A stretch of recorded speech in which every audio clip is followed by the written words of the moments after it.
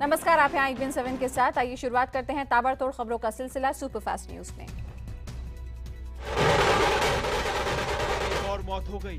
South Delhi के देवली इलाके में रहने वाले 38 साल के हरीश की बत्रा अस्पताल में इलाज के दौरान मौत हो गई। बताया जा रहा है कि जब हरीश को बुखार हुआ तो पहले तो वो मदन मोहन मालवीय अस्पताल पहुंचा, जहां से 2 घंटे बाद उसे बाहर कर दिया गया। इसके बाद सफदरजंग अस्पताल ले जाया गया, वहां भी बेड न होने की बात कही गई। परिवार का आरोप है कि बत्रा अस्पताल ने भी बिल बढ़ाने के लिए लापरवाही बरती। राजधानी दिल्ली में डेंगू के बिगड़ते हालात को देखते हुए दिल्ली सरकार ने कमर कस ली है। सरकार जल्द ही निजी अस्पतालों और लैब्स की मनमानी पर लगाम लगाने के लिए कानून लाने जा रही है। इससे पहले शुक्रवार को सीएम अरविंद केजरीवाल दिल्ली के राजीव गांधी अस्पताल पहुंचे, जहां उन्होंने डेंगू पीड़ितों का हाल जाना। सीएम ने अस्पताल में डेंगू पीड़ितों के लिए की गई व्यवस्था का भी जायजा लिया। वहीं अब तक दिल्ली में डेंगू से मरने वालों की तादाद बढ़कर 21 हो गई है। उत्तर प्रदेश के बागपत में भी डेंगू ने कहर ढा रखा है। बागपत के बोढ़ा गांव में एक ही दिन में डेंगू बुखार से गांव के 4 लोगों की मौत हो गई, जबकि 2 दर्जन से ज्यादा लोग डेंगू से पीड़ित हैं। गांव में अब तक बुखार से 11 गांव वालों की मौत हो चुकी है। डेंगू से गांव में लगातार मौतें हो रही हैं, लेकिन अब तक स्वास्थ्य विभाग से कोई मदद वहां नहीं पहुंची है। इसे लेकर गांव के लोगों में गुस्सा है। वहीं मुख्य चिकित्सा अधिकारी से इस बारे में बात की गई तो उन्होंने गांव में डेंगू से एक भी मौत होने से इनकार कर दिया। हालांकि वो बुखार से पीड़ित लोगों की जांच की बात भी कह रहे हैं। बिहार विधानसभा चुनाव के लिए कांग्रेस के प्रचार अभियान की शुरुआत कांग्रेस उपाध्यक्ष राहुल गांधी आज पश्चिम चंपारण में रैली से करेंगे। राहुल की इस रैली में लालू यादव और नीतीश कुमार शामिल नहीं होंगे। हालांकि दोनों दलों के प्रतिनिधि इस रैली में भाग लेंगे। कांग्रेस के प्रदेश अध्यक्ष अशोक चौधरी समेत कांग्रेस के कई नेताओं ने लालू प्रसाद और नीतीश कुमार को रैली में भाग लेने के लिए आमंत्रण देने के लिए रविवार को दोनों नेताओं से मुलाकात की थी। उधर नीतीश कुमार और लालू यादव आज ही पटना में एक संयुक्त प्रेस कॉन्फ्रेंस कर सकते हैं। पासवान की लोक जनशक्ति पार्टी ने 12 उम्मीदवारों में से 3 टिकट रिश्तेदारों को दिए हैं, जिसके बाद पार्टी में नाराजगी है। अलौली विधानसभा क्षेत्र से पासवान के भाई पशुपति कुमार पारस को टिकट दिया गया है। कल्याणपुर से पासवान के भतीजे प्रिंस राज को टिकट मिला है, तो सोनबरसा से पासवान की रिश्तेदार सरिता पासवान को टिकट दिया गया है। सीट बंटवारे पर नाराज चल रही पार्टी के राष्ट्रीय उपाध्यक्ष सूरजभान सिंह की पत्नी और मुंगेर से पार्टी सांसद वीणा सिंह ने धमकी दी थी कि अगर उनके उम्मीदवार को टिकट नहीं मिला तो वो पार्टी छोड़ देंगी। अब खबर है कि उनके उम्मीदवार को टिकट दे दिया गया है। बिहार के पूर्व सीएम और हिंदुस्तान आवाम मोर्चा के प्रमुख जीतन राम मांझी आज अपने बाकी बचे उम्मीदवारों के नाम का ऐलान करेंगे। इससे पहले शुक्रवार को उन्होंने अपने कोटे के 13 उम्मीदवारों के नाम का ऐलान किया। इनमें से एक नाम उनके बेटे का है। मांझी खुद मखदूमपुर से चुनाव लड़ेंगे, तो वहीं उन्होंने बेटे संतोष कुमार सुमन को औरंगाबाद जिले के कुटुंबा सीट से टिकट दिया है। प्रवर्तन निदेशालय ने नेशनल हेराल्ड केस में सोनिया गांधी, राहुल गांधी और दूसरे बड़े नेताओं के खिलाफ जांच की फाइल दोबारा खोलने का फैसला किया है। प्रवर्तन निदेशालय ने अपने पूर्व अफसर की इस राय को खारिज कर दिया है कि सोनिया राहुल के खिलाफ केस नहीं खोला जाना चाहिए।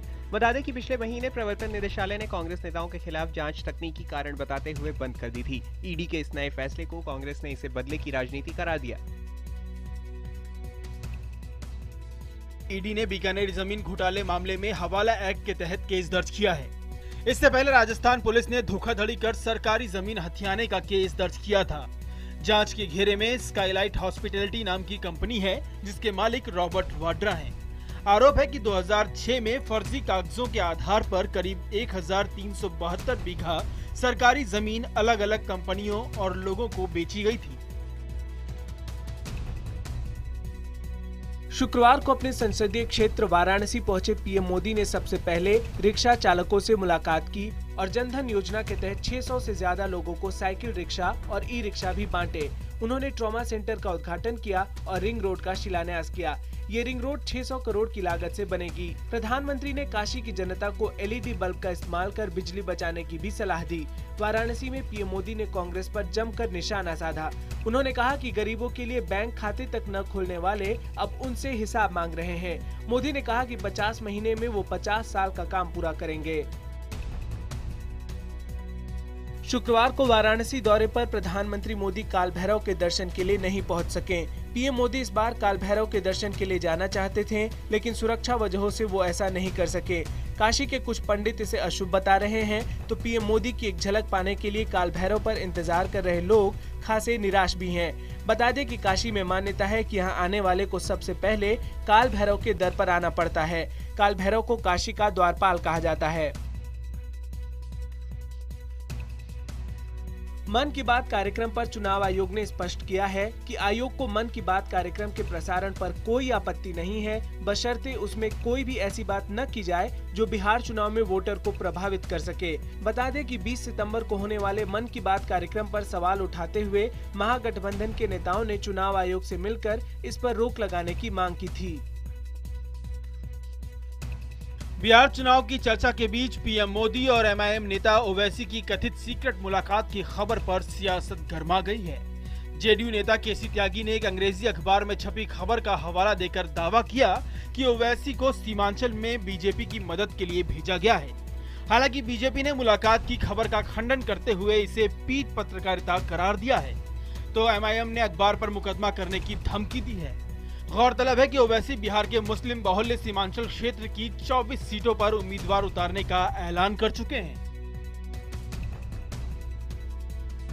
पश्चिम बंगाल सरकार ने सालों से सरकारी और पुलिस लॉकर में बंद सुभाष चंद्र बोस से जुड़ी 64 फाइलों को सार्वजनिक कर दिया है।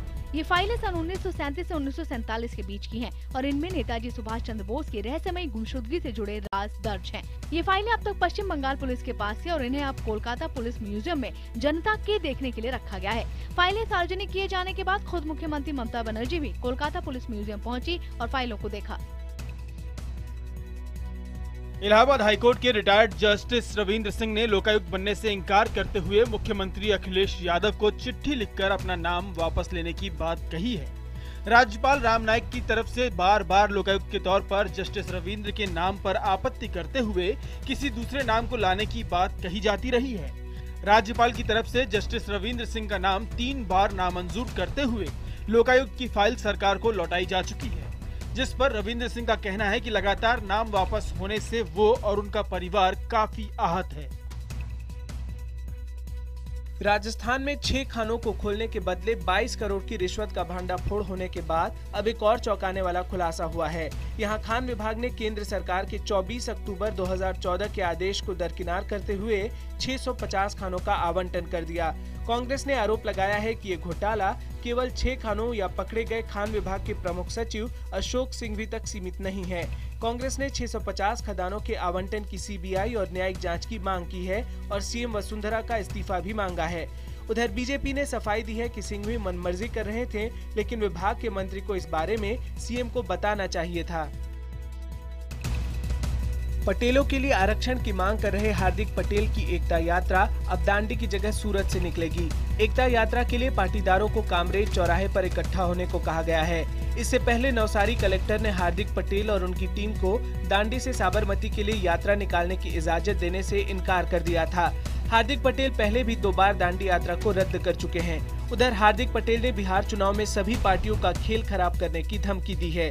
इसके लिए हार्दिक पटेल ने बिहार में अगले महीने 4 रैलियां करने का ऐलान किया है। जम्मू कश्मीर के बांदीपोरा के गुरेज सेक्टर में सुरक्षा बलों ने एक बड़ी घुसपैठ को नाकाम करते हुए 4 घुसपैठियों को मार गिराया है। घुसपैठ की ये कोशिश शुक्रवार सुबह की गई, जिसके बाद सुरक्षा बलों ने तेजी से कार्रवाई करते हुए 2 घुसपैठियों को मार गिराया। इसके बाद इलाके की तलाशी के दौरान 2 और घुसपैठियों को ढेर कर दिया गया। सुरक्षा बलों ने घुसपैठियों के पास से भारी मात्रा में असलहा और गोला बारूद बरामद किया है।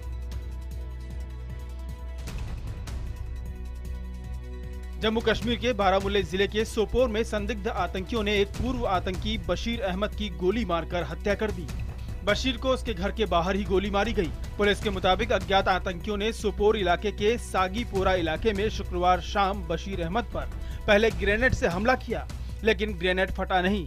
इसके बाद संदिग्ध आतंकियों ने बशीर अहमद पर अंधाधुंध गोलियां चलाईं, जिससे उसकी मौके पर ही मौत हो गई, जबकि उसका 3 साल का बेटा जो बशीर की गोद में था बुरी तरह से घायल हो गया। बच्चे को गंभीर हालत में श्रीनगर के अस्पताल में भर्ती कराया गया है। हमले के बाद पुलिस घटनास्थल पर पहुंची और हमलावरों की तलाश शुरू कर दी। मौसम विभाग ने अगले 48 घंटे में सौराष्ट्र सहित पूरे गुजरात में भारी बारिश की चेतावनी जारी की है। चेतावनी के बाद प्रशासन ने हर जिला कलेक्टर को कंट्रोल रूम बनाने के आदेश दिए हैं। साथ ही मछुआरों को भी समुद्र में न जाने की चेतावनी दी गई है। समुद्र किनारे बसे गाँव में भी अलर्ट जारी किया गया है। उधर पुणे में भी भारी बारिश हो रही है। बारिश के चलते पुणे और मुंबई के बीच रेल और सड़क परिवहन पर भारी असर पड़ा है। लोनावला में रेलवे ट्रैक का कुछ हिस्सा पानी में बह गया। मुंबई और पुणे के एक्सप्रेसवे पर भी भारी जाम लग गया। पश्चिमी दिल्ली के खयाला इलाके में एक दिल दहला देने वाली घटना सामने आई है। यहाँ के शिवाजी विहार अपार्टमेंट में रहने वाले कमल ने पहले अपनी 3 साल की एक बच्ची को टब में डुबाकर मार डाला। इसके बाद उसने अपनी पत्नी को चाकू मारकर घायल कर दिया और 2 साल की बच्ची पर भी जानलेवा हमला किया। वारदात को अंजाम देकर कमल 4थी मंजिल से कूद गया। फिलहाल तीनों अस्पताल में भर्ती हैं। बताया जा रहा है कि प्रॉपर्टी के धंधे में घाटा होने से कमल परेशान रहता था। आंध्र प्रदेश के विशाखापट्टनम में एक दिल दहला देने वाली घटना सामने आई है। वहां एक अपार्टमेंट के बाहर खेल रहे 2 साल के बच्चे को आवारा कुत्ते ने मार डाला। बताया जा रहा है कि बच्चा जब अपार्टमेंट के बाहर खेल रहा था, उसी वक्त एक आवारा कुत्ते ने उस पर हमला कर दिया और उसे इतनी बुरी तरह से काटा कि उसकी मौत हो गई। इस घटना के बाद लोग सख्ते में हैं। दिल्ली के चांदनी चौक इलाके में एक क्लस्टर बस ने 5 लोगों को कुचल दिया। हादसे में एक शख्स की मौत हो गई और 4 लोग घायल हो गए। बताया जा रहा है कि बस के ब्रेक फेल हो गए थे। वहीं यह भी बताया जा रहा है कि बस चला रहे ड्राइवर को हार्ट अटैक आया था और ड्राइवर की भी मौत हो गई है। फिलहाल दिल्ली के परिवहन मंत्री गोपाल राय ने इस मामले में डिप्टी कमिश्नर की अध्यक्षता में एक कमेटी बनाई है जो 72 घंटे में जांच रिपोर्ट सौंपेगी। गाजियाबाद में एक तेज रफ्तार पजेरो कार ने इंजीनियरिंग कॉलेज के असिस्टेंट प्रोफेसर की जान ले ली। घटना इंदिरापुरम इलाके की है। पजेरो ने इंजीनियरिंग कॉलेज के प्रोफेसर की बाइक में जोरदार टक्कर मार दी। हादसे में ABES इंजीनियरिंग कॉलेज में असिस्टेंट प्रोफेसर अंकित बुरी तरह घायल हो गए, जिसकी बाद में अस्पताल में मौत हो गई। पजेरो कार विवेक ऑटोमोबाइल एजेंसी की डेमो कार है जो BSP के पूर्व ऊर्जा मंत्री रामवीर उपाध्याय के भतीजे विवेक उपाध्याय के नाम पर है। दुर्घटना के वक्त कार को ड्राइवर पवन चला रहा था। पुलिस ने कार को कब्जे में लेकर ड्राइवर को गिरफ्तार कर लिया है।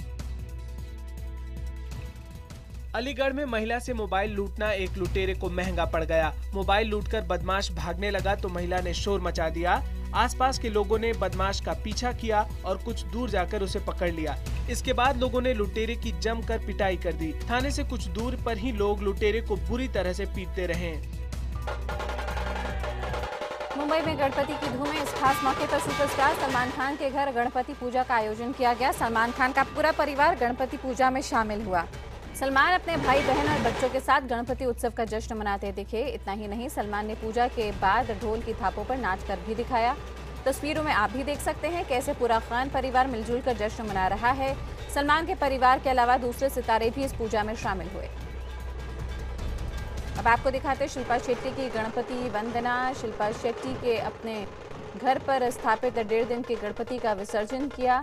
इस मौके पर शिल्पा ने नाचते हुए गणपति को विदा किया।